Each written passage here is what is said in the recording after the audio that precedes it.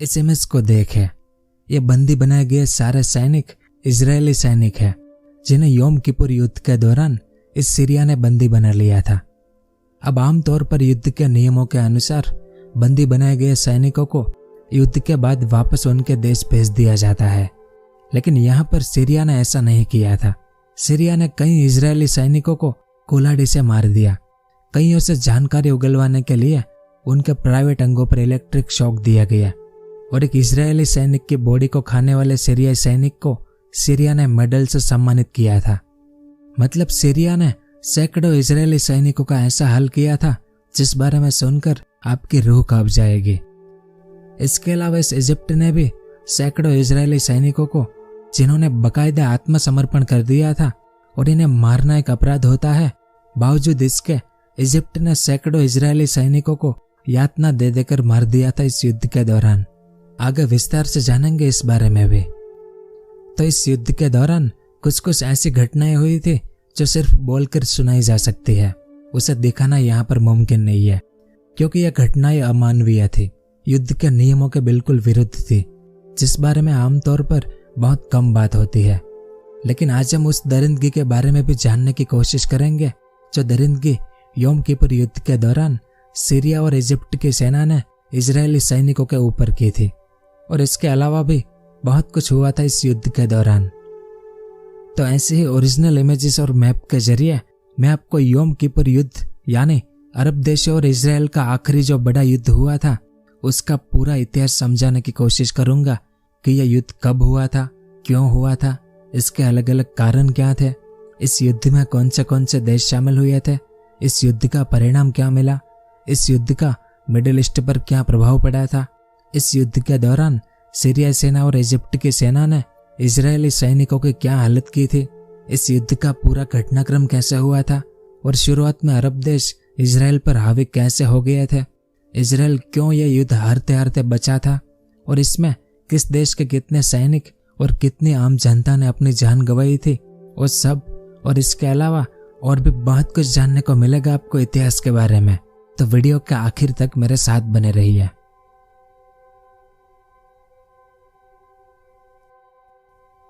तो जब साल 1967 में अरब देशों और इजराइल के बीच जो 6 दिन का युद्ध हुआ था, उसमें इजराइल ने अरब देशों की काफी जमीन कब्जा ली थी, जैसे इस इजिप्ट से ये पूरा सिनाई प्रायद्वीप और ये गाजा पट्टी, जॉर्डन से ये वेस्ट बैंक और ये पूर्वी यरूशलेम, और इस सीरिया से ये पूरी गोलन हाइट इजराइल के कब्जे में आ गई थी। अब इजराइल ने यह जमीन इसलिए कब्जा ली थी ताकि बाद में इस जमीन के बदले अरब देशों के साथ उनका कोई शांति समझौता हो पाए। इस कारण इजराइल ने 1967 में कहा भी कि अगर अरब देश इजराइल के साथ शांति समझौता कर ले और इजराइल को एक देश के रूप में मान्यता दे दे तो इजराइल अरब देशों की यह जमीन उन्हें वापस दे देगा। लेकिन अरब लीडरों ने ऐसा करने से मना कर दिया कि इजराइल के साथ कोई बातचीत नहीं और इजराइल को कोई मान्यता नहीं। इस कारण इजिप्ट के लीडर अब्देल नासिर ने इजराइल के साथ वॉर ऑफ एट्रिशन शुरू किया, जो कि एक धीमा युद्ध होता है जिसमें इजिप्ट चाहता था कि छुटपुट हमलों से इजराइल को कमजोर करके अरब देशों की जमीन से उन्हें भगा देंगे। लेकिन इसमें भी इजराइल ने हार नहीं मानी और यह धीमा युद्ध लगभग अगले 4 सालों तक चला, यानी 1970 तक। लेकिन फिर भी इससे भी कोई रास्ता नहीं निकला, क्योंकि 1970 में इजिप्ट के लीडर अब्देल नासिर की मौत हो गई, जिसके साथ ही ये वॉर ऑफ एट्रिशन भी खत्म हो गया।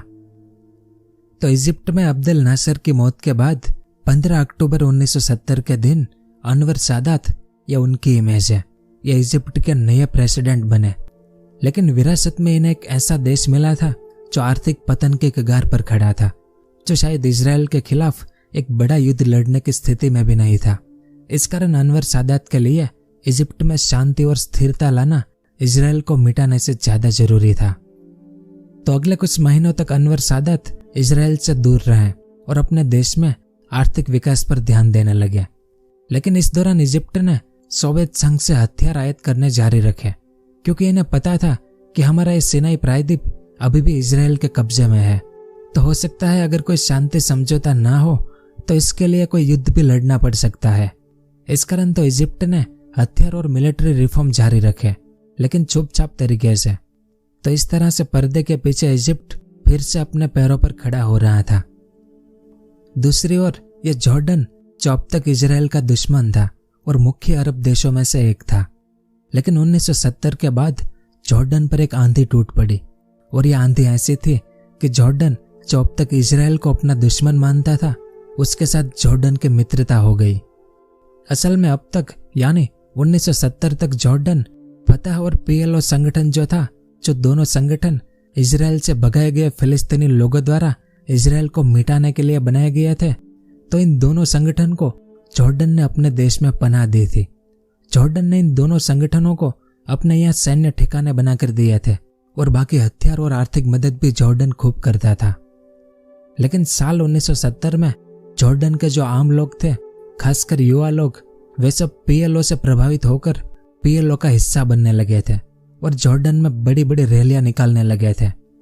इस कारण जॉर्डन के राजा हुसैन को डर था कि कहीं ये सब मिलकर मेरी सत्ता ना हथिया ले। तो ऐसा ना हो, इस कारण जॉर्डन के राजा हुसैन ने जॉर्डन पर पूरा कंट्रोल करने के लिए जॉर्डन में सैन्य शासन की घोषणा कर दी, जिस दौरान जॉर्डन की सेना ने हजारों फिलिस्तीनी लड़ाकों को मार दिया और हजारों लड़ाकों को जॉर्डन से निष्कासित करके भगा दिया। यानी जॉर्डन और PLO के लड़ाके जो अब तक एक साथ युद्ध लड़ते थे, वो अब एक दूसरे के खिलाफ युद्ध लड़ने लगे। इस घटना को ब्लैक सितंबर वॉर या जॉर्डन सिविल वॉर कहते हैं, जिस दौरान 23 जुलाई 1971 के दिन जॉर्डन की सेना द्वारा PLO के कई लड़ाकों को फांसी देकर उनकी हत्या कर दी गई। इस कारण ये फिलिस्तीनी संगठन के जो लड़ाके जिंदा थे, इन्होंने सीरिया की राजधानी दमिश्क में ब्लैक सितंबर नाम का एक ग्रुप बनाया और यह ग्रुप सिर्फ सीरिया तक ही सीमित नहीं था। यूरोप और अरब देशों में कई जगहों पर फिलिस्तीनी लोग शरणार्थी शिविरों में जी रहे थे, उनमें से भी कई लोग इस ब्लैक सितंबर ग्रुप का हिस्सा बन गया। यानी देखते ही देखते यह ब्लैक सितंबर ग्रुप बहुत बड़ा हो गया था। खैर, तो इसके बाद इस ग्रुप ने जॉर्डन के साथ युद्ध लड़ना शुरू किया और 28 नवंबर 1971 के दिन इस ग्रुप ने जॉर्डन के प्रधानमंत्री वास्पी ताल की हत्या कर दी। इसके बाद इस ग्रुप ने इस बेल्जियम में एक विमान का अपहरण कर लिया। फिर इस ग्रुप ने इस ब्रिटेन में जो इजरायली कृषि मंत्री काम करते थे, अमी सशोरी, इनकी भी हत्या कर दी। फिर 1972 में जर्मनी के म्यूनिक ओलंपिक में इन्होंने 11 इजरायली खिलाड़ियों को बंधक बनाकर उनकी भी हत्या कर दी, जिसे इतिहास में म्यूनिक ओलंपिक अटैक कहते हैं। लेकिन बाद में इजरायली मोसाद ने ऑपरेशन व्राथ ऑफ गॉड करके इसका बदला भी लिया, जो एक अलग चैप्टर है। अगर आपको इस घटना पर डिटेल्स में वीडियो देखनी है तो नीचे कमेंट करके बताएं। खैर, तो इस ग्रुप ने स्पेन के मैड्रिड शहर में मोसाद के एक अधिकारी बारूक कोहेन की भी हत्या कर दी। इस ग्रुप ने इटली में भी कुछ हमले किया और अमेरिका के न्यूयॉर्क शहर पर भी हमला करने की कोशिश की थी। इस कारण तो इस ब्लैक सितंबर ग्रुप को उस समय आतंकवादी ग्रुप घोषित कर दिया गया, क्योंकि अब यह दुनिया भर में अलग अलग जगहों पर हमले करने लगे थे। और इसी दौरान इस ग्रुप ने जॉर्डन के राजा हुसैन को 2 बार मारने की कोशिश की, लेकिन राजा हुसैन दोनों बार बच गए। इस कारण अब राजा हुसैन इन सभी लड़ाकों को जॉर्डन से भगाना चाहते थे, लेकिन जॉर्डन के लिए यह काम काफी मुश्किल था। पर जॉर्डन के पास एक रास्ता था, इजराइल, क्योंकि यह ग्रुप इजराइल पर भी हमले कर रहा था। तो जॉर्डन ने इसके बाद इजराइल से मदद मांगी कि इन लड़ाकों को जॉर्डन से भगाने में हमारी मदद करो। अब इजराइल के लिए फायदे का सौदा था, क्योंकि एक तो इस ग्रुप के लड़ाके इजराइल पर भी चुटपुट हमले कर रहे थे, इजराइल के खिलाड़ी और मोसाद के अधिकारियों को भी ये मार रहे थे। तो एक तो जॉर्डन की मदद करने से इजराइल को अपना बदला लेने का मौका मिल जाएगा, और दूसरा जॉर्डन की मदद करने से उनका एक दुश्मन दोस्त बन जाएगा। इस कारण इजराइल ने बिना कोई देर जॉर्डन की मदद करना शुरू किया। और दूसरी ओर पाकिस्तान ने भी जॉर्डन की काफी मदद की सिविल वॉर में। इस कारण जॉर्डन, पाकिस्तान और इजराइल की सेना ने मिलकर लगभग सभी फिलिस्तीनी लड़ाकों को जॉर्डन से भगा दिया, जिसमें सैकड़ों लड़ाके मारे भी गए, और जो 15,000 लड़ाके भाग गए वो सभी सीरिया में चले गए। अब सीरिया ने इन फिलिस्तीनी लड़ाकों की काफी मदद की थी इस युद्ध में। क्यों? क्योंकि इसी साल 1971 में सीरिया में हाफिज अल असद, या उनकी इमेज है, इन्होंने तख्ता पलट करके सीरिया की सत्ता हथिया ली और ये सीरिया के प्रेसिडेंट बन गया।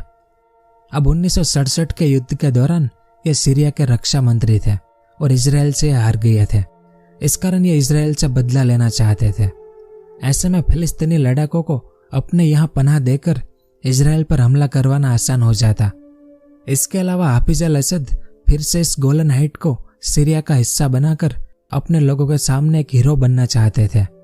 इस कारण सीरिया ने फिलिस्तीनी लड़ाकों को अपने यहाँ पनाह देना शुरू कर दिया था। लेकिन ऐसा करने से जॉर्डन नाराज हो गया, क्योंकि जॉर्डन के दुश्मनों को सीरिया पनाह दे रहा था और उनकी मदद कर रहा था। इस कारण जॉर्डन सीरिया से दूर चला गया और इजराइल का दोस्त बन गया था 1972 में ही। फिर इस तरफ इजिप्ट में अब्देल नासिर की मौत के बाद अनवर सादात 1970 के बाद से काफी शांत बैठे हुए थे। यानी इजराइल के निर्माण के बाद पहली बार ऐसा हुआ था कि इजिप्ट इतना शांत बैठा था और कुछ कर नहीं रहा था, क्योंकि अब इजिप्ट पहले की तरह इजराइल को खत्म करना नहीं चाहता था। इससे पहले इजिप्ट ने 3-4 बार कोशिश की थी इजराइल को खत्म करने की, लेकिन हर बार इजिप्ट को मुंह की खानी पड़ी थी। पर यहाँ पर इजिप्ट अपने सिनाई प्रायद्वीप को वापस जरूर पाना चाहता था। इस कारण अनवर सादात यूनाइटेड नेशंस के पास गए और कहा कि अगर इस सिनाई प्रायद्वीप से इजराइल अपनी सेना हटा ले तो इजिप्ट इजराइल को एक देश के रूप में मान्यता दे देगा। अब इजराइल भी ये शांति चाहता था और इजराइल ने कहा कि ठीक है, हम सिनाई से अपनी सेना हटा लेंगे और आप हमें एक देश के रूप में मान्यता भी दे देंगे, लेकिन उसके बाद अब इजराइल पर एक भी हमला नहीं करेंगे। यह भी आपको स्वीकार करना पड़ेगा, क्योंकि इससे पहले भी अरब देश ऐसा कर चुके हैं। तो अगर इजिप्ट ये स्वीकार करता है तो इजराइल को यह समझौता मंजूर है।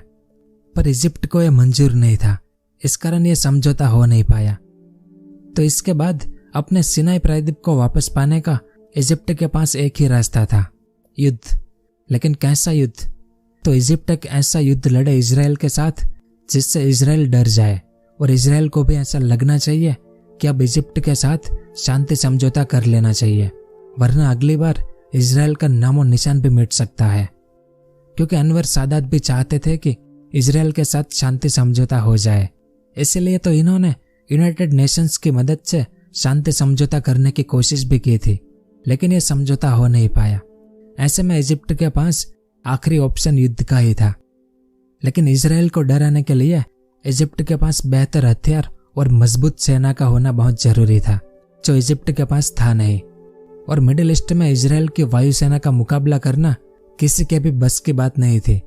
और ऊपर से 1967 के युद्ध में इजराइल ने इजिप्ट की पूरी वायुसेना को तबाह कर दिया था और इनकी पैदल सेना भी इजरायली पैदल सेना जितनी मजबूत नहीं थी। इस कारण इसके बाद अनवर सादात अपने पुराने मित्र सोवियत संघ के पास गए और एक ट्रीटी साइन की सोवियत संघ से, जिसके बाद सोवियत ने लड़ाकू विमान, मिसाइल और टैंक जैसे हथियार भेजने शुरू किए इजिप्ट को। और सोवियत सेना ने भी इजिप्ट में आकर इजिप्ट की सेना को ट्रेन करना शुरू कर दिया था। और अगले 1 साल में यानी 1972 के आखिर तक में इजिप्ट की सेना काफी मजबूत भी बन चुकी थी। यानी कुल मिलाकर इजिप्ट एक और युद्ध लड़ने के लिए तैयार हो गया था। लेकिन अनवर सादात के लिए सबसे बड़ी दुविधा जो थी वो ये थी कि अगर इजराइल पर हमला करे तो कैसे करें, क्योंकि हम जैसे ही सेना तैनात करेंगे उससे पहले ही इजराइल हम पर हमला शुरू कर देगा, जैसा पिछली बार 1967 के युद्ध में हुआ था। इस कारण इस बार अनवर सादात ऐसा नहीं चाहते थे। यह मौका देखकर एक अचानक हमला करना चाहते थे इजराइल पर, बिना किसी को पता चले। अब अगर इजराइल पर यह हमला एक साथ 2 मोर्चों पर हो तो और बेहतर हो सकता था। इस कारण अनवर सादात सीरिया गए और हाफिज अल असद से मिले, जिस दौरान अनवर सादात ने यह पूरा प्लान बताया हाफिज अल असद को कि हम इस तरह से अचानक हमला करके इजराइल को शांति वार्ता के लिए मजबूर करेंगे, जिससे आपको आपके गोलन हाइट और हमें हमारा सिनाई प्रायद्वीप वापस मिल जाए। तो इस तरह से इस सीक्रेट डील फाइनल हो गई। तो इजिप्ट और सीरिया के इस डील के बाद इजिप्ट ने अपना खेल खेलना शुरू किया। असल में अनवर सादात बड़ी चतुराई से आगे बढ़ रहे थे। इन्होंने इजिप्ट की खुफिया एजेंसी के एक अधिकारी अशरफ मारवान के साथ काम करना शुरू किया। इसमें अशरफ मारवान है जो इजिप्ट के पिछले प्रेसिडेंट अब्देल नासिर के जमाई थे। अब अशरफ मारवान को लेकर कुछ क्लियर नहीं है। कुछ इतिहासकार कहते हैं कि ये इजिप्ट के सीक्रेट एजेंट थे तो कुछ इतिहासकार कहते हैं कि ये इजराइल के सीक्रेट एजेंट थे, तो कुछ ऐसा भी कहते हैं कि ये इजिप्ट और इजराइल दोनों के सीक्रेट एजेंट यानी डबल एजेंट का काम करते थे। मतलब अशरफ मारवान को लेकर इतिहास में कई मतभेद है। ऊपर से अशरफ मारवान की एक बड़ी इमेज थी इजिप्ट में और ये एक लालची व्यक्ति के तौर पर भी जाने जाते थे। इस कारण इसका इस्तेमाल करके इजराइल को गुमराह करना अनवर सादात के लिए बहुत आसान होने वाला था।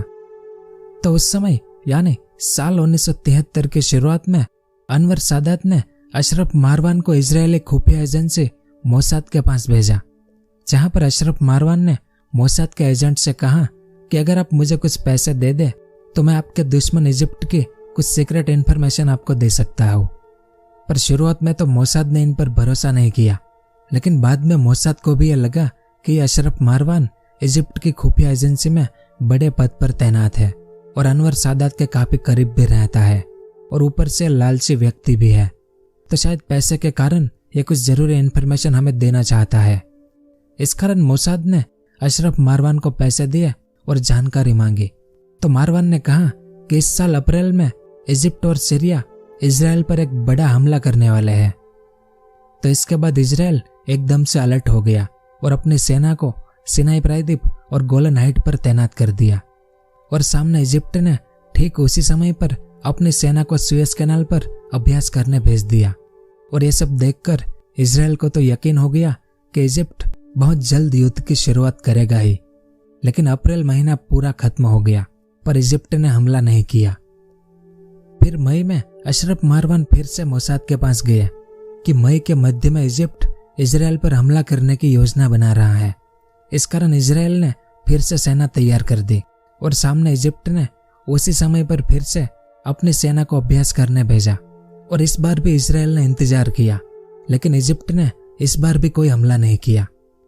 यानी अनवर सादात इजराइल को गुमराह करने में पूरी तरह से सफल हो गया। दूसरी ओर इजिप्ट के पास अब मजबूत सेना, वायुसेना और हथियारों की कोई कमी नहीं थी, क्योंकि सोवियत संघ से काफी कुछ मिला था इजिप्ट को। लेकिन अनवर सादात जानते थे कि युद्ध के बाद इजराइल के साथ शांति समझौता करने के लिए अमेरिका को साथ लाना बहुत जरूरी है, क्योंकि अमेरिका जो कि इजराइल का एक प्रमुख सहयोगी था, वही इजिप्ट और इजराइल के बीच शांति समझौता करवा सकता था। इस कारण अनवर सादात ने युद्ध से पहले अमेरिका के साथ राजनीतिक संबंध बनाने शुरू किए और अमेरिका का विश्वास जीतने के लिए अनवर सादात ने अपने इजिप्ट से 20,000 सोवियत सलाहकारों को निकाल दिया, क्योंकि कोल्ड वॉर का समय था जिसमें एक तरफ अमेरिका और सामने सोवियत संघ था। तो जब इजिप्ट ने सोवियत संघ के सलाहकारों को अपने देश से निकाल दिया तो अमेरिका को भी ऐसा लगा कि अब इजिप्ट हमारी तरफ है। तो इस तरह से अनवर सादात ने अमेरिका को भी अपने साथ में ले लिया था। फिर इसके बाद अनवर सादात ने कई अरब देशों के साथ सैन्य गठबंधन बनाया कि जब इजराइल से हमारा युद्ध हो तो आप थोड़ी बहुत अपनी सेना भेजकर हमारी मदद करना। यानी अनवर सादात ने युद्ध करने से पहले काफी कुछ किया ताकि युद्ध के बाद इजिप्ट को ज्यादा समस्या ना हो और इजराइल से शांति समझौता भी हो जाए। दूसरी ओर इजराइल में अक्टूबर 1973 में यहूदी लोगों का सबसे पवित्र त्योहार योम किपुर आने वाला था, जिस दौरान पूरे इजराइल में नेशनल हॉलिडे होता है। तो योम किपुर के ठीक एक सप्ताह पहले अशरफ मारवान को आखिरी बार मोसाद के पास भेजा गया और इजराइल को बताया गया कि योम किपुर त्योहार के दिन इजिप्ट और सीरिया आप पर हमला करने की योजना बना रहे हैं। और इस तरफ इजिप्ट ने इस बार भी अपनी सेना को अभ्यास करने भेज दिया सुएज कैनाल पर। लेकिन जब इजराइल ने देखा कि ये लोग इस बार भी सिर्फ सैन्य अभ्यास कर रहे हैं और हर बार की तरह कुछ दिनों बाद ये वापस चले जाएंगे, यानी इजराइल को हमला होने की संभावना नजर नहीं आई। इस कारण इजराइल ने अपने ज्यादातर सैनिकों को छुट्टी दे दी कि आप घर जाइए और योम किपुर त्योहार का मजा लीजिए। अब इस मैप को देखें। योम किपुर के ठीक एक दिन पहले इस सुएज कैनाल के इस तरफ इजिप्ट ने अपने 1 लाख सैनिक और 1350 टैंक तैनात कर दिए। सामने सुएज कैनाल के इस तरफ इजराइल के सिर्फ 450 ही सैनिक थे और इस पूरे सिनाई प्रायद्वीप में इजराइल के सिर्फ 290 टैंक ही थे। ऐसे में 6 अक्टूबर यानी योम किपुर के दिन दोपहर 2 बजे इजिप्ट ने सिनाई प्रायद्वीप पर एक बड़े हवाई हमले के साथ ऑपरेशन बद्र शुरू किया, जिसमें इजिप्ट के 200 से ज्यादा लड़ाकू विमानों ने सिनाई में इजरायली ठिकानों पर बम बरसाए और दूसरी तरफ बिल्कुल इसी समय पर सीरिया ने भी इस गोलन हाइट में आक्रमण शुरू किया। तो ऑपरेशन बद्र के पीछे इजिप्ट की 32,000 पैदल सेना ने सुएज कैनाल को पार करना शुरू किया। इसे द क्रॉसिंग के नाम से जाना जाता है। इस इमेज में आप देख सकते हैं इजिप्ट के सैनिक इस कैनाल को पार करके सिनाई प्रायद्वीप में एंटर हो चुके थे। लेकिन यहाँ पर इजराइल ने पहले से ही एक बड़ी रेत की दीवार बना रखी थी। इसमें आप इस रेत की दीवार को देख सकते हैं। अब यह दीवार इजराइल ने इसलिए बनाई थी ताकि भविष्य में इजिप्ट कभी युद्ध करे तो उनके टैंक इस रेत की दीवार में ही धंस जाए और सिनाई में एंट्री ना कर पाए। इसमें जो ब्लू कलर की डॉटेड लाइन है वही यह रेत की दीवार थी जो पूरी सुएज कैनाल पर बनाई गई थी। लेकिन इजिप्ट को यह पता था, इस कारण इजिप्ट ने इस दीवार को तोड़ने के लिए इस पर पानी डालना शुरू किया, वो भी मशीन से, जिससे यह रेत की दीवार पानी के साथ बहकर टूटने लगी। जिसके बाद इजिप्ट की सेना और टैंक सिनाई के अंदर घुस गए। लेकिन इसके आगे इजराइल ने पूरी सुएज कैनाल पर ऐसी बार लेव लाइन बना रखी थी, ये वाली। इसमें जो लाल कलर में है वो पूरी ऐसी बार लेव लाइन थी। पिछले वीडियो में हमने इस बारे में बात की थी कि इसे पार करना इजिप्ट के लिए काफी मुश्किल था। यानी ये सुएज कैनाल है और ये रेत की दीवार है जिसे इजिप्ट ने आसानी से पार कर लिया। लेकिन बार लेव लाइन पर इजरायली सेना तैनात थी, पर बहुत कम संख्या में, क्योंकि इनके ज्यादातर सैनिक योम किपुर त्योहार के कारण अपने घर गए थे। फिर भी यहाँ पर इजरायली सेना 6 घंटे तक जी जान से लड़ी, लेकिन संख्या कम होने के कारण इजरायली सेना हार गई। इजराइल के दर्जनों सैनिक शहीद हो गया और कुछ 200 सैनिकों को इजिप्ट ने बंदी बना लिया। फिर इसके बाद तो इजिप्ट ने सिनाई प्रायद्वीप के कई बिंदुओं पर कब्जा कर लिया और ये सिनाई में कई किलोमीटर तक आगे बढ़ चुके थे इजराइल की तरफ। फिर अगले दिन 7 अक्टूबर के दिन सुबह होते होते इजिप्ट के 850 टैंक भी इस बार लेव लाइन को पार करके सिनाई में आगे बढ़ चुके थे और इन्होंने अगले 3 दिन में सैकड़ों इजरायली सैनिकों को, इनके सैन्य ठिकानों को और इनके टैंकों को तबाह कर दिया। यानी इजराइल को काफी हानि उठानी पड़ गई।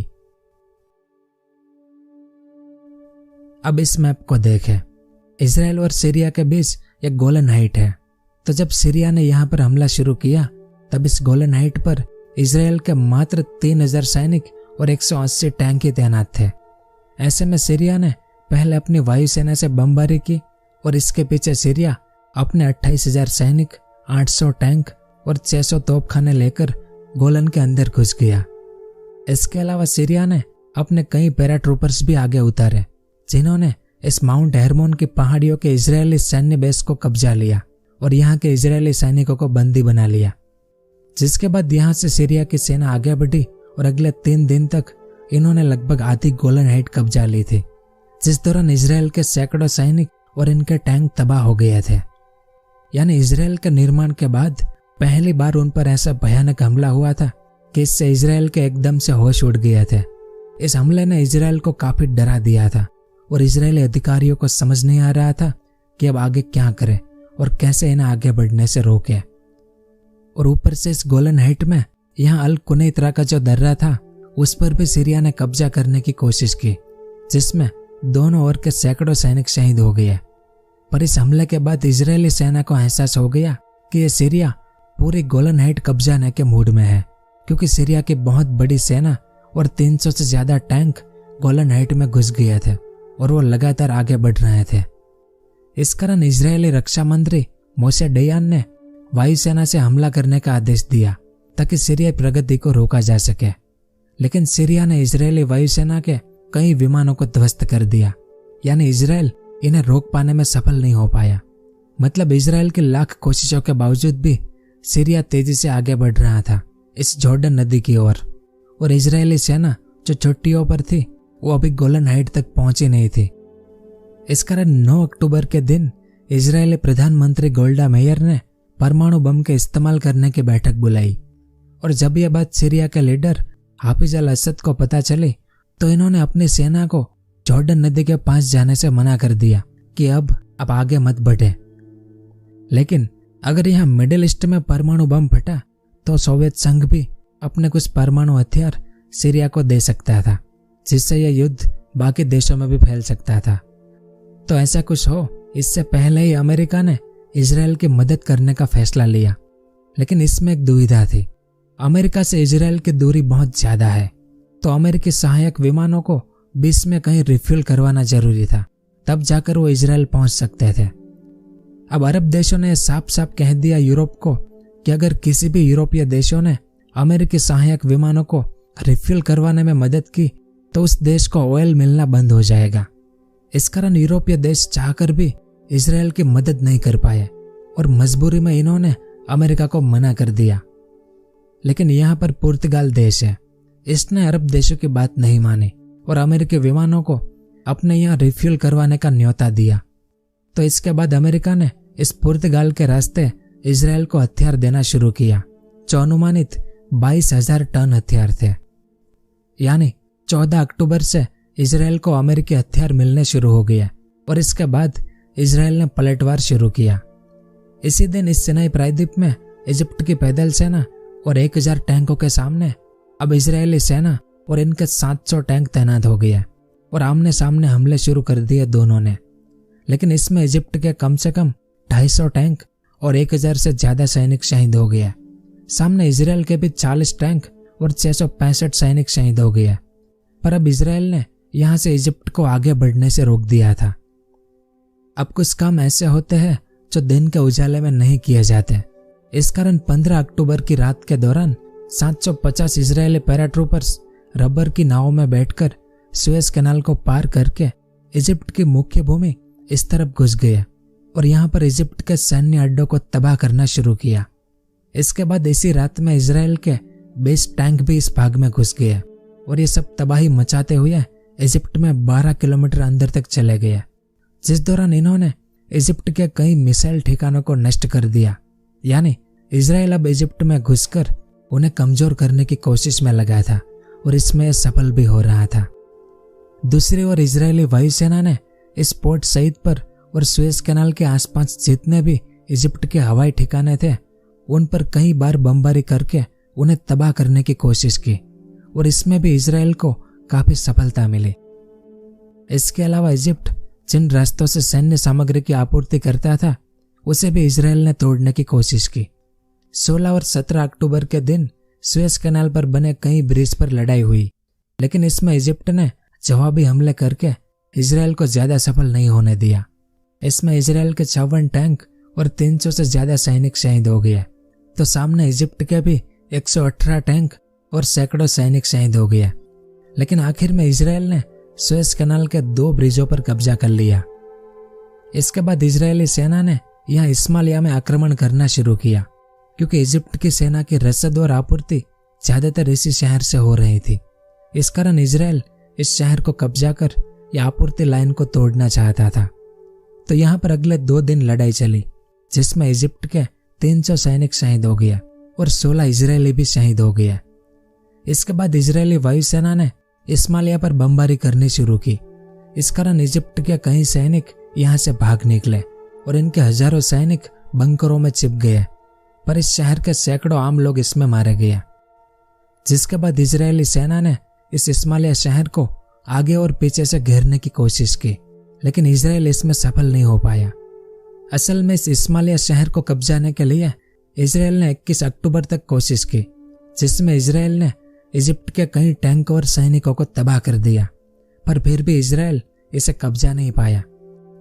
दूसरी ओर इजरायली सेना के दूसरे काफिले इजिप्ट की राजधानी कायरो से कुछ ही किलोमीटर दूर थे, लेकिन हर बार की तरह इस बार भी सोवियत संघ और अमेरिका मिडिल ईस्ट की भलाई करने पहुंच गया और इनकी तमाम कोशिशों के बाद यूनाइटेड नेशंस ने 22 अक्टूबर के दिन युद्ध विराम करवाया, जिसके बाद इसी दिन शाम होते होते यह युद्ध खत्म होने वाला था। लेकिन यह आज तक क्लियर नहीं है कि इस युद्ध के खत्म होने के बाद पहले गोली किसने चलाई थी, इजराइल या इजिप्ट। किसी ने तो यह युद्ध फिर से शुरू कर दिया। इस मैप को देखें, यहाँ पर इजिप्ट की राजधानी कायरो है और यह सुएज शहर है। अब इजिप्ट के 30,000 सैनिक इन दोनों शहरों के बीच फंसे हुए थे, क्योंकि युद्ध विराम के बाद इजराइल ने चारों ओर से इन्हें घेर लिया था और इजिप्ट के बाकी 70,000 सैनिक सिनाई में मौजूद थे। इस कारण इजराइल ने सुएज कैनाल के इस तरफ वाला बड़ा हिस्सा इजिप्ट से कब्जा लिया था और अनुमानित राजधानी कायरो से कुछ 100 किलोमीटर ही दूर थी इजरायली सेना। इस कारण इसके बाद इजिप्ट की चिंता बढ़ने लगी, क्योंकि सिनाई में मौजूद सेना अब सुएज कैनाल को पार करके इस तरफ आ नहीं सकती थी और यहाँ पर उनकी जो सेना थी उन्हें इजराइल ने घेर लिया था। यानी इजराइल के पास एक खुला इलाका था राजधानी कायरो की ओर आगे बढ़ने का, क्योंकि जवाबी हमला करने वाला कोई था नहीं। यानी अब इजिप्ट अब हर तरफ से इजरायली जाल में फंस चुका था। दूसरी ओर गोलन हाइट में भी इजरायली सेना ने न सिर्फ सीरिया सेना को आगे बढ़ने से रोका, बल्कि इन्हें पीछे धकेलना भी शुरू कर दिया और अगले 2 दिन में इजरायली सेना ने गोलन हाइट से पूरी सीरिया सेना को भगा दिया। यानी अब यह पूरी गोलन हाइट फिर से इजराइल के कंट्रोल में थी। तो इसके बाद इजराइल को यह निर्णय लेना था कि क्या 1967 की सीमा पर रुकना है या सीरिया क्षेत्र में और आगे बढ़ना है। तो इसमें एक लंबे विचार विमर्श के बाद इजरायली सरकार ने तय किया कि सीरिया के अंदर आगे बढ़ो। इस कारण इजरायली सेना गोलन से सीरिया के अंदर घुस गई और सीरिया की राजधानी दमास्कस को कब्जाना निकल पड़ी और अगले 4 दिन में इजरायली सेना दमास्कस से मात्र 30 किलोमीटर ही दूर थी और इन 4 दिनों में सीरिया को भारी नुकसान उठाना पड़ा। सीरिया की सेना उनके ही देश में तितर बितर हो गई, इनके सैकड़ों सैनिक शहीद हो गया, इनके दर्जनों टैंक तबाह हो गए। यानी सीरिया की हालत खराब होती जा रही थी। इस कारण अरब देशों ने इस जॉर्डन पर दबाव डाला कि जाकर सीरिया की मदद करो। ऐसे में जॉर्डन के राजा हुसैन दुविधा में पड़ गए कि अब क्या करें, क्योंकि अभी 2 साल पहले ही इजराइल ने जॉर्डन की मदद की थी पीएलओ को भगाने के लिए। इस कारण जॉर्डन इजराइल पर हमला करना चाहता नहीं था, लेकिन अरब देशों का दबाव इतना था कि जॉर्डन परेशान हो गया और राजा हुसैन ने बाकायदा इजराइल से कहा कि हम आप पर हमला करना चाहते नहीं है, पर दबाव के कारण हम सीरिया की थोड़ी सी मदद कर रहे हैं, तो आप जॉर्डन पर हमला मत करना। ऐसे में इजराइल ने भी कहा कि युद्ध का नया मोर्चा खोलने का हमारा कोई इरादा नहीं है, जिसके बाद जॉर्डन ने अपने कुछ सैनिक सीरिया भेजे। दूसरी ओर इस इराक ने अपने 30,000 सैनिक और 500 टैंक सीरिया भेजे। इस सऊदी अरब ने भी अपने कुछ सैनिक भेजे। यानी अब सीरियाई, इराकी, जॉर्डन और सऊदी अरब के एक साथ जवाबी हमलों ने इजराइल को आगे बढ़ने से रोक दिया। और कब? जब वो दमास्कस से मात्र 30 किलोमीटर ही दूर थे। फिर 20 अक्टूबर के दिन यहाँ पर एक लड़ाई हुई, जिसमें इजरायली वायुसेना ने अरब सेना के 120 टैंक नष्ट कर दिए, जिसके बाद भी कुछ छुटपुट लड़ाइयाँ हुई। लेकिन 23 अक्टूबर के दिन दमास्कस के पास एक बड़ा हवाई युद्ध हुआ, जिस दौरान इजरायलियों ने 10 सीरियाई विमानों को मार गिराया और सीरियाई मिसाइल रक्षा प्रणाली को भी नष्ट कर दिया। इसके अलावा इजरायली वायुसेना ने सीरिया के बिजली संयंत्रों, पेट्रोल ठिकानों, पुलों और मुख्य सड़कों सहित सीरिया के सभी रणनीतिक ठिकानों पर हमला करके सीरिया को काफी नुकसान पहुंचाया, जिसके बाद सीरिया की स्थिति काफी कमजोर हो गई थी। यानी अब ये सिनाई प्रायद्वीप और ये गोलन हाइट इजराइल के कंट्रोल में तो आ ही गए थे, पर अब इजराइल इजिप्ट और सीरिया की मुख्य भूमि पर भी तबाही मचाते हुए आगे बढ़ रहा था। इसका सबसे बड़ा कारण था अमेरिका, क्योंकि अमेरिका ने 14 अक्टूबर के बाद से इजराइल को काफी मदद की थी। दूसरी ओर इजिप्ट और सीरिया को भी सोवियत संघ से काफी मदद मिली थी, लेकिन बावजूद इसके इजराइल इन पर हावी हो गया था। इस कारण 25 अक्टूबर के दिन इस सोवियत संघ ने ऐलान किया कि हम इजराइल के विरुद्ध अपनी सेना भेजेंगे। तो सामने अमेरिका ने भी यही जवाब दिया कि फिर हम भी ऐसा ही करेंगे, और अगर ऐसा होगा तो इन दोनों महासत्ताओं का युद्ध जल्द ही परमाणु युद्ध में तब्दील हो सकता था। इस कारण सोवियत संघ ने कहा कि अगर इजराइल आगे बढ़ना रोक दे, यानी जहां पर वह है वहीं पर रुक जाए, तो सोवियत संघ अपनी सेना नहीं भेजेगा, और अगर इजराइल ने आगे बढ़ना जारी रखा तो हम भी इस युद्ध में कूद पड़ेंगे। और उस समय यानी 1973 में अमेरिका अभी वियतनाम युद्ध से लौट ही रहा था, जिसमें इन्होंने अपने हजारों सैनिक गंवा दिए थे। तो अमेरिका भी इस युद्ध में आना नहीं चाहता था। इस कारण अमेरिका के कहने पर इजराइल ने आगे बढ़ना रोक दिया और 28 अक्टूबर के दिन यूनाइटेड नेशंस ने रिजोल्यूशन 339 पास करके इस युद्ध को रोक दिया। लेकिन यह युद्ध अभी खत्म नहीं हुआ था, क्योंकि इसके बाद भी छुटपुट लड़ाइयां चल ही रही थी दोनों ओर से। इस कारण आखिर में अमेरिका ने इजराइल और अरब देशों की सीधी बैठक की 18 जनवरी 1974 के दिन। यानी इस युद्ध के लगभग 3 महीने बाद अमेरिका के कहने पर इजराइल और इजिप्ट ने शांति वार्ता पर हस्ताक्षर किए। इसे Sinai separation of force agreement कहते हैं। और कुछ ऐसा ही समझौता 31 मई 1974 के दिन इजराइल और सीरिया के बीच हुआ। यानी इजराइल के निर्माण के बाद पहली बार इजराइल और अरब देशों के नेताओं ने आमने सामने बैठकर शांति समझौता किया था, जिसमें इजराइल ने सुएज कैनाल की इस तरफ वाली जमीन वापस इजिप्ट को दे दी और गोलन हाइट की इस तरफ वाली जमीन वापस सीरिया को दे दी। तो कुछ इस तरह से ये योम किपुर युद्ध खत्म हुआ था। असल में इस युद्ध को कई नामों से जाना जाता है। एक तो योम किपुर युद्ध, क्योंकि यह योम किपुर त्योहार के दिन शुरू हुआ था।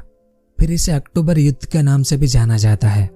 इसके अलावा इसे रमजान युद्ध भी कहते हैं, क्योंकि तब रमजान महीना चल रहा था। इसके अलावा इसे चौथे अरब इजरायली युद्ध के नाम से भी जाना जाता है। और इससे पहले की वीडियो में आगे के 3 अरब इजरायली युद्धों के बारे में हम विस्तार से जान चुके हैं। आप चाहे तो इन्हें भी देख सकते हैं। खैर, तो अब बात करते हैं इस युद्ध के परिणामों की। तो 1973 का योम किपुर युद्ध इजराइल जीता जरूर, लेकिन इजराइल ने इसकी भारी कीमत चुकाई थी, क्योंकि इस बार इजराइल को भी एहसास हो गया था कि अरब देशों को हल्के में नहीं ले सकते। और सामने इजिप्ट ने भी जीत का जश्न मनाया, क्योंकि शुरुआती दिनों में जिस तरह से इजिप्ट लड़ा था उससे इजिप्ट के लोग काफी खुश हुए थे और इन्हें लगा कि हमने पिछले सभी युद्धों का बदला ले लिया है। इस कारण तो इसके बाद इजराइल और इजिप्ट के बीच शांति वार्ता शुरू हो गई थी और साल 1979 में इजराइल और इजिप्ट के बीच पहली शांति संधि हुई, जिसे कैंप डेविड समझौता कहते हैं, जिसके तहत इजराइल ने पूरा सिनाई प्रायद्वीप वापस इजिप्ट को दे दिया और सामने इजिप्ट ने इजराइल को एक देश के रूप में मान्यता दे दी। यानी इजराइल को मान्यता देने वाला पहला देश इजिप्ट था। इस कारण तो इसके बाद सभी अरब देश इजिप्ट पर गुस्सा हो गए और अरब देशों ने इजिप्ट के साथ सारे संबंध तोड़ दिए। और सबसे बड़ा सदमा सीरिया को लगा, क्योंकि इजिप्ट ने ही सीरिया को इस युद्ध में धकेला था और बाद में इजिप्ट ने बाजी पलट दी। यानी एक तरह से इजिप्ट ने सीरिया की पीठ में सूरा घोंप दिया था। लेकिन इतिहास में हमेशा ऐसा ही हुआ है कि जो लोग शांति करवाते हैं वो लंबा जी नहीं पाते। यहाँ पर भी यह शांति इजिप्ट के राष्ट्रपति अनवर सादात ने करवाई थी। इस कारण अक्टूबर 1981 में एक सैन्य परेड के दौरान कुछ चरमपंथी मुस्लिम सैनिकों ने अनवर सादात की हत्या कर दी, क्योंकि इनका मानना था कि अनवर सादात ने अरब देशों को धोखा दिया है। और इसके बाद होस्नी मुबारक इजिप्ट के प्रेसिडेंट बने और इन्होंने भी इस कैंप डेविड समझौते को जारी रखा, क्योंकि इसके बाद अरब देशों का ध्यान ईरान इराक युद्ध की तरफ चला गया। इस कारण इस शांति समझौते के बाद आज तक अरब और इजराइल का कोई बड़ा युद्ध नहीं हुआ था। लेकिन अभी अक्टूबर 2023 में हमास और इजराइल के बीच जंग शुरू हुई है। अब यह कहां पर रुकेगी वो तो आने वाला समय ही बताएगा। दूसरी ओर इस युद्ध के बाद इजराइल में सरकार की तैयारियों में कमी को लेकर जमकर आलोचना हुई। इस कारण अगले साल इजरायली प्रधानमंत्री गोल्डा मेयर ने पद छोड़ दिया और मोशे डयान, जो कि इजराइल के रक्षा मंत्री थे और 1967 के युद्ध के हीरो थे, इनकी भी खूब आलोचना हुई। इस कारण इन्हें भी शर्मनाक तरीके से अपना पद छोड़ना पड़ा। और इजराइल के निर्माण के बाद से इजराइल में लेबर पार्टी शासन करती आई थी, लेकिन इस युद्ध के बाद साल 1977 के चुनाव में लेबर पार्टी को इजराइल के इतिहास में पहली बार सत्ता से बाहर कर दिया गया था। और आखिर में ये भी जान लेते हैं कि इस युद्ध में किस देश के कितने लोगों ने अपनी जान गंवाई थी। तो इस युद्ध में इजराइल के 2521 से लेकर 2800 सैनिकों और आम लोगों ने अपनी जान गंवाई थी और लगभग 293 इजरायली सैनिकों को सीरिया और इजिप्ट ने बंदी बना लिया था। और सामने हर बार की तरह अरब हताहतों की संख्या बहुत ज्यादा थी, लेकिन उन्होंने इसे गोपनीय रखा। पर अलग अलग अनुमानों के मुताबिक इजिप्ट के टोटल 15,000 से ज्यादा सैनिक और लोग इस युद्ध में मारे गए थे और सीरिया के कुछ 3,500 जितने सैनिक और लोग इस युद्ध में मारे गए थे। इसके अलावा जो अरब देश इजिप्ट और सीरिया की मदद के लिए आए थे, उनमें से इराक के 278 सैनिक, जॉर्डन के 23 सैनिक और इस मोरक्को के भी कुछ सैनिक इस युद्ध में शहीद हो गए थे। और सामने इजराइल ने 8,372 इजिप्ट के सैनिक, 392 सीरियाई सैनिक, 13 इराकी सैनिक और 6 मोरक्काई सैनिक को बंदी बना लिया था, जिसे युद्ध के बाद इजराइल ने वापस उनके देश भेज दिया था। पर जिन इजरायली सैनिकों को सीरिया और इजिप्ट ने बंदी बना लिया था, उनमें से कई इजरायली सैनिक वापस कभी इजराइल लौट ही नहीं पाए, क्योंकि इस युद्ध के दौरान गोलन हाइट में 28 इजरायली सैनिकों के ऐसे शव मिले जिनकी आंखों पर पट्टी बांधी हुई थी और उनके हाथ बंधे हुए थे, यानी इन्हें यातना देकर मारा गया था।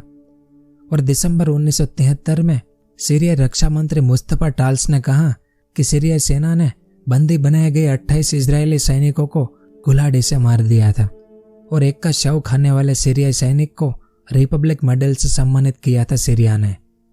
इसके अलावा सीरिया ने इजरायली सैनिकों के प्राइवेट पार्ट्स पर बिजली के झटके देकर उनसे क्रूरतापूर्वक जानकारी उगलवाने की कोशिश की थी। और इससे भी बुरा यह था कि सीरियाई सेना में जो मोरक्को के सैनिक लड़ रहे थे, उनमें से जब एक सैनिक वापस अपने देश मोरक्को जा रहा था, तब वो एक इजरायली सैनिक के शव को अपने साथ एक बोरी में ले जाते हुए पाया गया था। और पूछताछ करने पर उसने बताया कि वो स्मृति चिन्ह के रूप में उसे घर ले जाना चाहता था। इसके अलावा कई मारे गए इजरायली सैनिकों से उनकी वर्दी छीन ली गई और वे सिर्फ जांघिया पहने हुए पाए गए थे। फिर बाद में इजरायली सेना के मुख्य चिकित्सक अधिकारी द्वारा प्रस्तुत एक रिपोर्ट में कहा गया था कि ज्यादातर इजरायली सैनिकों को जिन्हें सीरिया ने बंदी बना लिया था, उन्हें गंभीर शारीरिक और मानसिक यातना का सामना करना पड़ा था। इसी कारण तो युद्ध के बाद सीरिया ने इजरायली सैनिकों के नाम अंतर्राष्ट्रीय समिति में जारी नहीं किया और सीरिया ने कहा कि हमने किसी भी इजरायली सैनिक को बंदी नहीं बनाया था, जो एक सरासर झूठ था सीरिया के द्वारा, क्योंकि इन्होंने युद्ध के नियमों का भंग किया था। दूसरी ओर इजिप्ट ने भी कुछ ऐसा ही किया था। युद्ध के दौरान आत्मसमर्पण करने वाले लगभग 200 इजरायली सैनिकों को इजिप्ट ने बेवजह मार दिया था, क्योंकि युद्ध के बाद एक रेडियो कॉल रिकॉर्डिंग लीक हुई थी, जिसमें इजिप्ट की सेना के अधिकारी साफ साफ आदेश दे रहे थे कि जो भी इजरायली सैनिक आत्मसमर्पण करे उसे तुरंत मार दिया जाए। और ऐसा ही किया था इजिप्ट की सेना ने, जो युद्ध के नियमों के विपरीत था। इसके अलावा कुछ इजरायली सैनिकों को पूछताछ के दौरान पीट पीट कर मार दिया था और इनकी तस्वीरें भी ली थी इजिप्ट ने, लेकिन इसे कभी सार्वजनिक नहीं किया गया। लेकिन साल 2013 में इजरायली सरकार ने इन दस्तावेजों को सार्वजनिक किया, जिसमें बताया गया कि इस युद्ध के दौरान इजिप्ट में कम से कम 86 ऐसे इजरायली सैनिक को मार दिया जिन्होंने पहले से ही आत्मसमर्पण कर दिया था। यानी अरब देशों ने इस युद्ध के दौरान कुछ ऐसे काम किए थे जो बिल्कुल युद्ध के नियमों के विपरीत थे। तो कुछ ऐसा इतिहास है योम किपुर युद्ध का। और लगभग पिछले 5 महीने से हम इजराइल फिलिस्तीन विवाद को समझने की कोशिश कर रहे थे, जिसमें अब तक मैं 6 वीडियो बना चुका हूँ। अगर आपने ये सभी वीडियो नहीं देखी है तो आप जरूर देखिए, काफी मेहनत से बनाई गई है, तो आपको थोड़ा बहुत तो इतिहास के बारे में जानने को मिलेगा ही। और अगर आपने ये पूरी सीरीज देख ली है और अगर आपको मजा आया हो तो आप मेरे काम को सपोर्ट कर सकते हैं। तो यह सब कुछ था इस वीडियो में। आपको ये वीडियो कैसा लगा नीचे कमेंट करके जरूर बताएं। अगर वीडियो पसंद आया हो तो इसे लाइक और शेयर जरूर करें। पूरा वीडियो देखने के लिए आपका बहुत बहुत धन्यवाद।